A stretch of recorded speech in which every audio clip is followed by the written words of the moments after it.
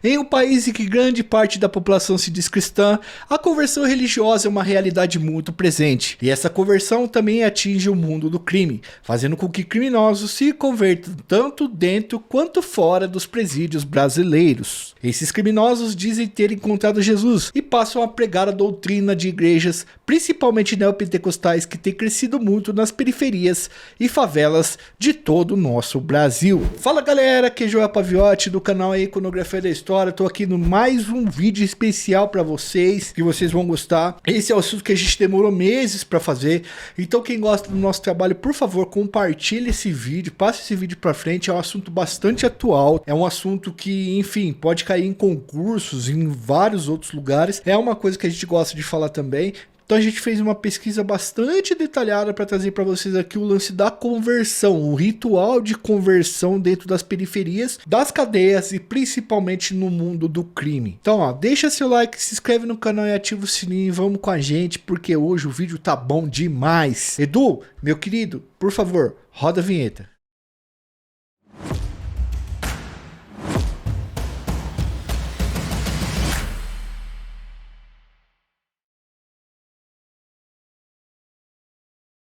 Galera, antes de entrar nos casos que a gente vai abordar, a gente precisa compreender um pouco o que é o conceito de conversão, beleza? Rapaziada, no crime, a conversão era, até pouco tempo atrás, uma forma de deixar o mundo do crime para trás e se aliar ao mundo de Deus, ao mundo religioso, tá? Ao mundo dos céus. O mundo do crime é um conceito bastante debatido entre os estudiosos, mas vamos usar a pesquisa do José Ricardo Ramalho no livro Mundo do Crime, a Ordem pelo Avesso. Livro muito bom, viu galera? Eu lembro que eu li esse livro há uns 10, 15 anos atrás e eu retomei ele agora esses últimos dias para poder fazer essa pesquisa. Então ele vai explicar nesse livro o que é o mundo do crime, tá? O que as pessoas querem dizer quando elas falam mundo do crime. Ramalho descreve o mundo do crime como um conjunto de códigos, linguagens, significados e símbolos que fazem os criminosos se sentirem pertencentes a uma identidade comum de fora da lei. Ou seja, o cara que vive do crime, que usa as regras do crime para convivência, está dentro deste mundo, chamado mundo do crime. Deu para entender um pouco, né? Ah, eu sou do crime, eu saí do crime. Então ele estava no mundo do crime, que é regido por certas regras, e ele sai. A conversão religiosa seria então o ritual que marca a inserção do indivíduo em outro mundo, no mundo da religiosidade, do sagrado, cujo pecado do crime fica para trás. Então, a conversão sempre foi muito importante no meio criminoso e dentro dos presídios. É um fato social que não dá para ignorar e hoje as dinâmicas de conversão no crime serão nossas protagonistas. Vocês verão aqui como as conversões acontecem no mundo do crime ontem e hoje, e quais foram as principais metamorfoses que esse fenômeno ele vem sofrendo aí nos últimos tempos. Claro que assim, muitos bandidos são religiosos, muitos policiais são religiosos, porque nesta vida, tanto de polícia quanto de bandido, é uma profissão de alto risco, e profissões de alto risco você tem uma tendência que as pessoas, enfim, elas tenham aí um tipo de apelo ao sagrado, enfim, a Deus ou algum tipo de religiosidade. Deixamos claro, inclusive, também, tá, pessoal? Só pra gente começar aqui, porque essa é uma questão muito polêmica. A gente deixa claro que a conversão e o trabalho religioso nos presídios e nas periferias são muito importantes. Nós conhecemos muita gente séria nesse meio, que é assim, muita gente que faz um trabalho interessante para melhorar a vida das pessoas mesmo. É o caso do nosso amigo Pastor Edson Enedino, cara fenomenal, mano, gigante mesmo, que já foi do mundo da loucura e hoje faz um baita papel e um baita trabalho social com os presos. Ele vai nas penitenciárias levar acalento espiritual e a palavra da religião dentro ali dos complexos penitenciários. Esses lugares são terríveis, abandonados e despendem muito sofrimento, né? Propiciam muito sofrimento a quem tá lá. O pastor Edson tem um projeto chamado A Bíblia na Quebrada e ele troca ideia com os loucos e faz um trampo de conversão dentro do sistema e fora dele também. Eu pedi para ele gravar um depoimento para vocês verem e aí a gente vai comentar em cima da fala dele daqui a pouco. Ouçam o pastor Edson falando, por favor. Paz pessoal, meu nome é Edson Enedino dos Santos, sou pastor evangélico e capelão voluntário em presídios e comunidades. Faço parte da Missão Terestai, que atua nos presídios de São Paulo, nos CDPs. Nós chamamos de pastoral carcerária ou capelania, que é uma assistência religiosa e social prevista e garantida pela Constituição Federal de 1988, artigo 5º. Capelania é um serviço ou assistência de caráter espiritual, como disse Lutero. O nosso trabalho é levar o evangelho aos ouvidos, e Deus levará dos ouvidos para os corações. A população prisional no Brasil bateu um novo recorde, 832 mil presos cumprindo pena. A maior parte dos presos é negra, 68,2%, e tem de 18 a 29 anos. É a terceira maior população carcerária do mundo, só perde para Estados Unidos e China. A igreja acolhe os ex-presidiários, dá um apoio, tem sido muito importante na ressocialização, dando um suporte para a reintegração à sociedade. Até o crime organizado reconhece esse trabalho, e o único jeito de escapar ou sair da criminalidade é se convertendo e andando verdadeiramente no caminho. Aqui estou mais um dia para mais um trabalho de capelania, onde a gente vai levar uma palavra, dar um apoio para o preso e estender a mão, como está escrito: estive preso e foste me visitar. Assim como disse Martin Luther King, se eu puder ajudar alguém a seguir em frente, cantar um hino, fazer uma oração, já não terei vivido em vão. Que Deus abençoe vocês, que Deus abençoe cada um que está privado da liberdade e consiga sair desse ciclo vicioso, das garras da criminalidade, e ficar firme com Jesus Cristo, o autor da fé, o único que pode salvar, libertar e curar. Que Deus abençoe vocês aí. Paz. Você viu com a palavra Pastor Edson, né? A gente pode ver que existe nas palavras dele uma espécie de missão dele de converter as pessoas. Essa missão, pessoal, a palavra missão é muito importante para o evangélico. E é esse segmento religioso que tem sido o principal conversor de pessoas no mundo do crime atualmente. Então, nossa primeira parada para entender todo esse processo é falar sobre religião e religiões dentro do Brasil, já que o processo de conversão está dentro do processo religioso. De acordo com uma pesquisa da Global Religion de 2023, 89% dos brasileiros acreditam em Deus ou em algum poder superior, alguma entidade. 70% dos brasileiros disseram que acreditam em Deus como descrito em escrituras religiosas como a Bíblia, o Alcorão ou o Torá. Né? A Bíblia é cristã, o Alcorão muçulmano e o Torá judeu. Entre os brasileiros religiosos, 70% disseram ser cristãos, católicos, evangélicos e outros segmentos religiosos. E 6% são filiados a outras religiões, enquanto 22% disseram não ter uma religião definida, sendo 16% ateus e 6% agnóstico. Agnóstico é o cara que não pertence a nenhuma religião, mas ele não deixa de acreditar em Deus. Segundo pesquisa do Instituto Datafolha, 31% da população se diz evangélica, e esse número tem crescido bastante. Esses dados são importantes para que a gente possa compreender, galera, o peso da religião na vida dessas pessoas envolvidas com o crime e como a conversão religiosa é tratada nesses casos. Para discutir essa questão, as nossas principais fontes de pesquisa foram, porque vocês sabem que a gente é divulgador científico, a gente sempre faz um trabalho de ciências sociais e humanas aqui. Então a gente vai apresentar daqui para frente outras referências que nós usamos além da definição de mundo de crime do Ramalho que nós falamos lá para vocês. As nossas pesquisas foram baseadas, amparadas pelo livro A Fé e o Fuzil, do Bruno Paz Manso, a dissertação de mestrado de Fábio Firmino de Araújo chamada Mercado de Almas Aflitas, Crime, Castigo e Conversão Religiosa,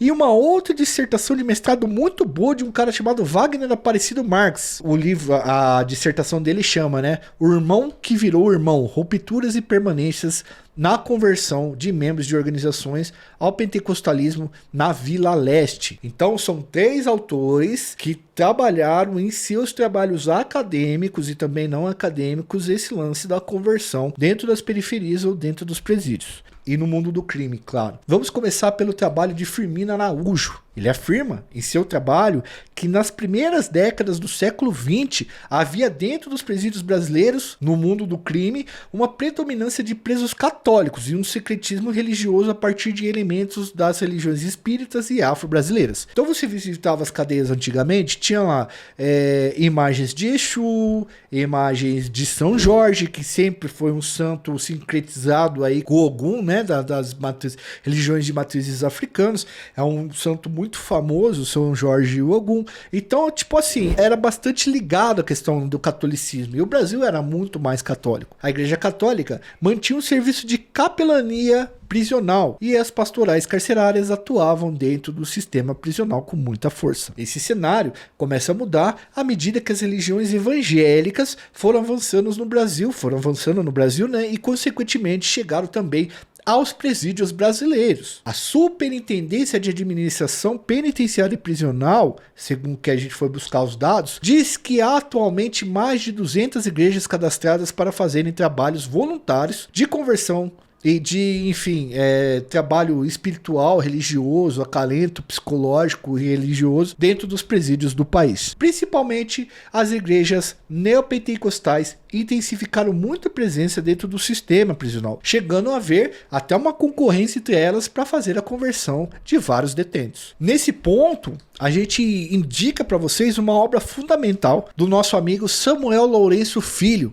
chamada Penitência, a Prisão e os Evangélicos, para entender um pouco mais sobre essa disputa de almas e como o evangelismo entrou dentro das prisões, né, as igrejas evangélicas. Pois peguem esse livro do Samuel, que é um livro muito bom, a gente indica para vocês também. Agentes de segurança e policiais penais afirmam que os obreiros de diferentes igrejas evangélicas chegam a discutir nas portas dos presídios quem vai conseguir, que espaço que eles vão evangelizar ali. Além disso, pastores chegam a entrar em atrito muitas vezes com diretores dos presídios por acreditarem que eles facilitam a entrada de determinada igreja e dificultam a entrada de outras. Briga comum que acontece em quem está lutando pelo espaço para fazer o próprio trabalho, certo? A missão que a base pastoral evangélica não abre mão é de fazer essa conversão e esse trabalho lá dentro. De certa forma, é bastante importante para quem está preso, né, galera? A conversão religiosa é uma forma de tentar organizar a vida do cara, né?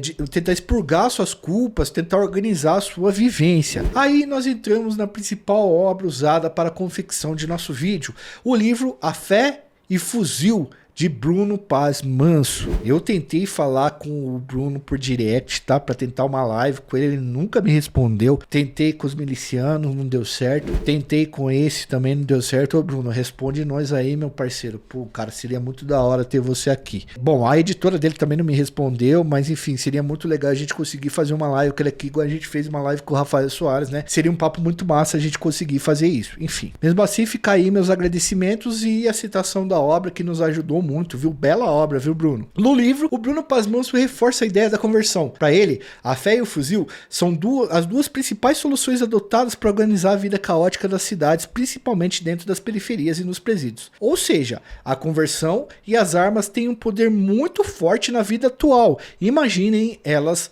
juntas. Galera, a partir de 1950, com o crescimento das religiões pentecostais e evangélicas, a atuação dos pastores e obreiros na conversão de criminosos dentro e fora das cadeias aumentou-se muito. Pastores chegam a realizar batismos dentro da prisão, fazendo uso de uma piscina, né, improvisada e vestindo os detentos com túnicas brancas, bem do jeito do ritual do evangélico de batizar as pessoas. As pregações se voltam para as agruras do cárcere e a possibilidade de redenção ao se aceitar na palavra de Deus e na doutrina da igreja. O interessante é que para o evangélico não existe problema com o seu passado. Se você está convertido, se você se arrependeu, você é abraçado, você é acolhido, coisa que não acontece com muitos grupos e muitas pessoas aí. Então, as igrejas evangélicas, elas têm conseguido bastante membro, principalmente nessa área. E essa conversão não se limita apenas aos detentos. Os pastores também atuam para converter as famílias dos presos, aumentando ainda mais o número de fiéis. Além disso, esse trabalho de conversão religiosa também acontece com presos envolvidos com o mundo do crime que estão em liberdade, não só quem está lá dentro, mas bandidos organizados mesmo. Dentro das comunidades dominadas por criminosos, acaba havendo uma proximidade muito grande entre crime organizado e as igrejas pentecostais, já que o número de igrejas nessas comunidades é muito grande. E são dois poderes diferentes, né? Um poder do cara que está com o fuzil e um poder do cara que tem a palavra palavra, tem o poder da conversão, tem o poder de fazer com que as pessoas obedeçam às escrituras. Partilhando no mesmo espaço, é inevitável que surjam acordos de convivência, mas também conflitos, e que esses criminosos muitas vezes passem a frequentar as igrejas que surgem nas comunidades que comandam. É interessante, e eu já falei isso num artigo que eu publiquei uma vez, que as igrejas neopentecostais e pentecostais, elas cresceram dentro das comunidades, convertendo primeiramente senhoras mais velhas, mães de família, né? E depois essas senhoras conseguiam fazer a conversão dos esposos e dos filhos. Então muitas dessas senhoras que são mães de criminosos, elas já são convertidas, e aí elas ajudam no processo de conversão também. Para tratar da conversão, Bruno Paes Manso começa o seu livro A Fé e o Fuzil, contando a história de um cara chamado Marcelinho. Não é spoiler do livro, mas a gente tem que usar para poder contar aqui, tá? O Marcelinho foi um homem que abandonou o crime em 1994 porque tinha aceitado Jesus. Isso é uma coisa que a gente tem que falar. Quando o cara aceita Jesus, em muitos dos casos, ele sai do mundo do crime, e mesmo que ele esteja devendo alguma coisa, os outros bandidos deixam quieto e falam: olha, agora você virou evangélico, você tá em outra vida, você abandonou esse mundo, então, ó, o seu passado é aqui, agora você precisa ser evangélico de verdade, você precisa ser religioso, porque senão a gente tá de olho. A partir daí, do lance de ter aceitado Jesus em 1994, Marcelinho, né, amigo do Bruno Paes Manso, ele passou a frequentar uma igreja evangélica e a dar testemunho sobre o seu passado criminoso, mostrando como sua conversão era um grande milagre feito por Deus pelas mãos dos pastores. A conversão ocorreu depois que Marcelinho quase perdeu a vida, depois de ter sido baleado por 12 vezes. Para ele, pessoal, para o Marcelinho do livro do Bruno Paes Manso, a sua vida era fruto de um milagre de Deus, que o teria escolhido para ser o seu representante da terra, pois o salvou de 12 disparos. E muitos convertidos, galera, aceitam Jesus após passarem por momentos traumáticos no mundo do crime, como tomar tiros, por exemplo,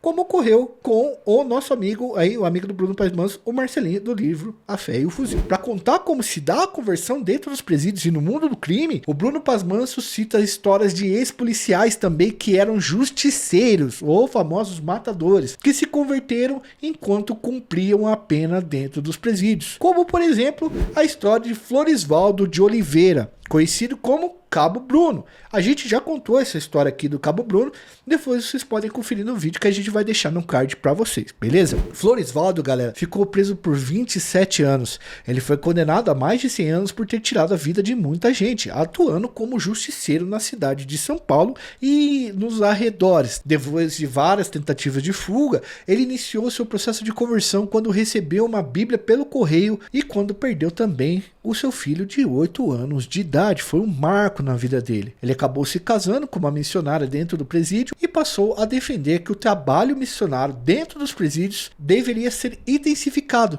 já que as almas precisavam ser resgatadas. Interessante, perceba que todos os caras que passam pela conversão, que faziam parte do mundo do crime, ou delinquiam, no caso esse cara era justiceiro, mas vários policiais justiceiros que também eram criminosos, o cara ele era da delinquência, aí de repente ele passa por uma conversão e vai para um novo mundo. É muito doido isso daí. O Cabo Bruno, pessoal, acabou perdendo a vida um mês depois de ser colocado em liberdade já como um pastor evangélico. Todas as histórias de conversão religiosa apresentadas pelo Bruno Paes Manso no livro são focadas em um antes e um depois, em que esses homens dizem estar perdidos e terem se reencontrado depois de aceitar Jesus.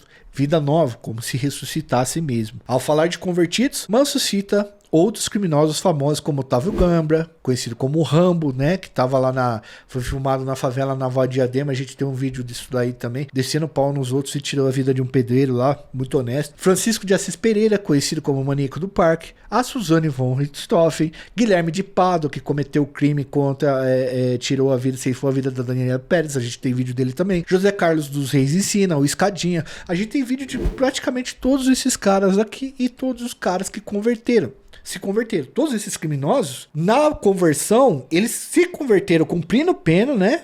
E depois eles passam a defender o poder de Deus após esse processo, esse ritual de conversão. Ou seja, esses caras, eles enxergam na conversão uma mudança de mundo e de postura frente ao futuro. Eles geralmente falam, esse que cometeu o crime era o antigo eu, era outra pessoa. Hoje eu sou outra pessoa. Então ele parece que deixa para um outro personagem o passado que ele teve, como se fosse guiado por Satanás, e agora ele está numa nova vida. Fora dos presídios, a conversão religiosa também começou a se espalhar entre os comerciantes de entorpecentes que chefiavam várias comunidades. A partir de 1990, pessoal, e isso já é bem antigo, a 1990, em comunidades do Rio de Janeiro, como o Complexo da Cari, na zona norte da cidade, imagens de São Jorge, festas de São Cosme e Damião, terreiros, altares e símbolos da Umbanda e Candomblé e do catolicismo passaram a ser substituídos por igrejas neopentecostais, que são igrejas mais simples de você montar do que, por exemplo, uma igreja católica. Você só precisa de cadeiras e um espaço para o púlpito. Salmos e páginas das Bíblias passaram a ser pintadas nos muros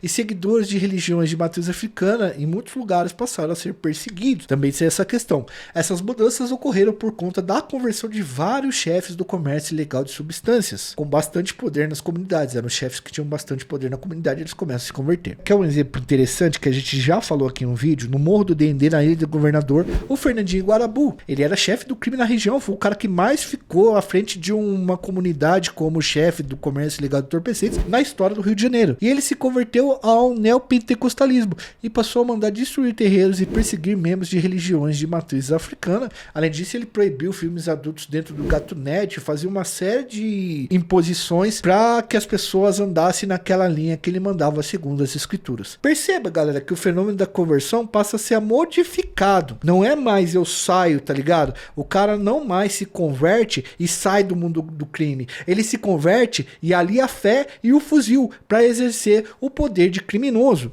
Então não é que o cara saiu do mundo do crime e ele tá entrando no mundo religioso. Ele tá conciliando o mundo do crime com o mundo religioso. Em Parada de Lucas e Vigário Geral, o radicalismo religioso foi maior ainda. Álvaro Malaquias Santa Rosa, tá? Conhecido como Peixão ou Manarão, assumiu o controle nessa região e foi ordenado como pastor de uma igreja da Assembleia de Deus Braços Abertos, lá de Duque de Caxias, na região da Baixada Fluminense. Nessa região, né, ali de Vigário Geral, o crime e a fé entraram numa espécie de simbiose, ou seja, se misturaram tanto que uma não vive sem a outra neste momento. Em Parada de Lucas, jovens armados eram vistos cumprimentando quem entrava na favela com paz do Senhor. Paz do Senhor é o cumprimento típico do evangélico, né?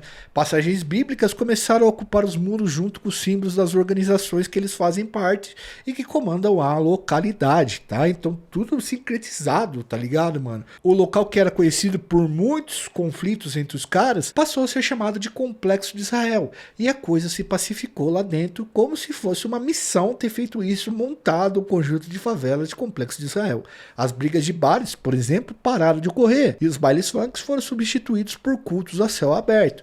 Então, esse lance da força das armas misturado com a religião também tem uma imposição em cima dos hábitos da população daquele lugar. Bandidos, então, pessoal, passaram a agir usando como justificativa elementos bíblicos e religiosos. O Complexo de Israel passou a ser formado por 5 favelas. Uma enorme estrela de Davi em neon azul foi colocado no topo de uma caixa d'água. Uma bandeira de Israel foi hasteada no ponto mais alto da comunidade e os membros de sua organização passaram a ser chamados, ironicamente, de traficantes, tá? Traficantes. Muito louco isso daí, né? A conversão religiosa dentro e fora da cadeia vem crescendo cada vez mais. Mas para a comunidade evangélica tradicional, é bom que a gente diga isso, não é possível que alguém seja evangélico e bandido ao mesmo tempo. Então tem muita gente no mundo evangélico que refuta isso daí, tá, pessoal? É bom que a gente deixe claro, tem muitas pessoas sérias trabalhando para refutar isso. Segundo pastores de igrejas mais tradicionais,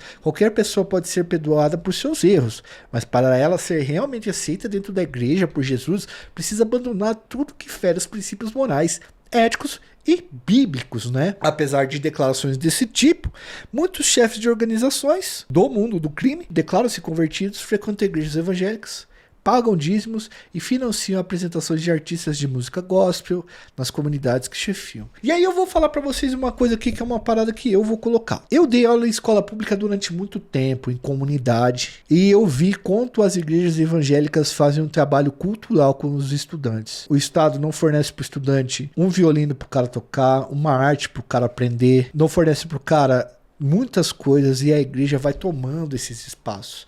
Ela vai virando uma rede de proteção que ensina o cara a cantar, ensina o cara a tocar, ensina o cara a arte, tá? E é uma coisa que a gente tem que prestar muita atenção. Quando o Estado não age, várias instituições, várias pessoas se mobilizam para agir, e as igrejas têm feito isso dentro das comunidades. A relação entre o crime e a religião tem se tornado cada vez mais estreita, e em algumas comunidades essa relação molda comportamentos dos criminosos, as disputas por território e até as dinâmicas de funcionamento do cotidiano. Se converter, portanto, não é mais uma forma de sair do crime, como eu disse para vocês, mas muitas vezes uma forma de continuar nele com uma missão muito maior e com o criminoso sentindo-se abençoado por Deus e dentro de uma missão evangélica. É uma forma de manter-se sem vícios, fazendo orações, lendo, congregando e ainda assim cometendo diversos crimes, porque o cara enxerga que, tendo esses hábitos vindos das escrituras, ele está progredindo no mundo em que lhe pertence, que é o mundo do crime. Esses fenômenos estão ficando muito comuns, né, em países da América do Sul principalmente. Conforme ele for sofrendo modificações, estaremos aqui para atualizar vocês sobre essas questões. Eu sei que é um tema polêmico, é um tema que a gente precisa tomar muito cuidado com o que a gente fala, que a gente não está querendo agredir ninguém, nenhuma religião. A gente é totalmente tolerante com as questões religiosas, mas a gente veio trabalhar com vocês e passar os estudos do que tem acontecido, certo? O pastor Edson Enedino apareceu aí, você viu que ele faz um trabalho muito sério, conheço muitos pastores e muitas igrejas que fazem um trabalho extremamente sério também, assim como padres, assim como pais de santos e, enfim, todos os outros líderes religiosos das diversas religiões e segmentos religiosos que nós temos em nosso país, que é um país bastante diverso, inclusive em relação a isso. Então eu espero que você tenha gostado, entendido e, se possível, compartilhe esse vídeo com o pessoal para chegar aí mais pessoas, porque olha, esse vídeo aqui deu trabalho para fazer pra caramba, tá, pessoal? Antes de ir embora, se você puder, nos ajude no Apoia-se para a gente continuar falando sobre temas da segurança pública. A gente sabe que muitos desses temas têm restrição de monetização e, de certa forma, a gente precisa de uma ajuda monetária para poder pagar toda a estrutura do canal, caso o vídeo não venha a ter a monetização que a gente espera para poder, pelo menos, se pagar. A gente não tá falando nem de lucro nesse sentido. Outra coisa, você pode contribuir com a gente no Pix, né? Já é uma ajuda direta, virar membro do nosso canal, que você vai estar nos ajudando. Mas a melhor ajuda que vocês podem dar é deixar seu like, se inscrever no canal, ativar o sininho e pegar esse vídeo e mandar nos grupos aí da galera. Eu sou Joel Paviotti, até uma próxima, fui, valeu!